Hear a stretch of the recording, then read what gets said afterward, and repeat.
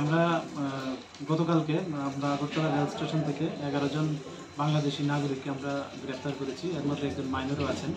তো অ্যাকচুয়ালি তারা কোনো ভ্যালিড ডকুমেন্ট ছাড়া ওই বর্ডার ক্রস করে আমাদের আগরতলা রেল স্টেশনে চলে আসে। মানে তারা জিজ্ঞাসা করলে বলে কেউ কলকাতা, কেউ বেঙ্গালুরু, কেউ চেন্নাই যাবেন।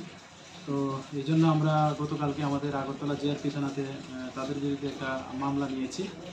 আমাদের যে 1 জুলাই থেকে বিএনএস যারা চালু হয়েছে ওই সব কিছু নিয়ে। তো কালকে ওদের সঙ্গে প্রিলিমিনারি জিজ্ঞাসা করে আমরা 2 জন ইন্ডিয়ান টাউটকেও অ্যারেস্ট করেছি কোয়েডাবা থেকে, মধুপুর থানার আন্ডারে, সিপাহীজলা ডিস্ট্রিক্ট মধুপুর থানার সাহায্য নিয়ে। তো আজকে আমরা তাদের মহামান্য আদালতে প্রেরণ করছি উইথ পুলিশ রিমান্ড চেয়েছি। এখন দেখা যাক আরও কি বেরিয়ে আসে। তাদের কাছ থেকে কী পাওয়া গিয়েছে? তাদের কাছ থেকে অ্যাকচুয়ালি তাদের সবারই স্মার্ট মোবাইল ফোন আছে এবং কিছু বাংলাদেশি ডকুমেন্ট পাওয়া যায় এবং ইন্ডিয়ান কারেন্সিও পাওয়া যায় তাদের কাছে।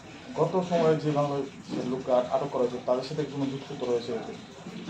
তারা তো এখনো বলছে না, তবে আমাদের আমরা এই বিষয়টাও দেখছি, যার জন্য আমরা পুলিশ রিমান্ডও চেয়েছি মহামান্য আদালতের কাছে। দেখি আমরা নিশ্চয়ই কিছু না কিছু বেরিয়ে আনবে। এই সপ্তাহে মোট কতজনকে আটক করা হয়েছে? এই সপ্তাহ তো এটা আপনারা দেখতে পাচ্ছেন, আমরা 3 দিনে প্রায় 11 জন করে, প্রায় 3 11 33 3 দিনই হয়ে যায়। তো সংখ্যাটা আরও অবশ্যই বাড়বে।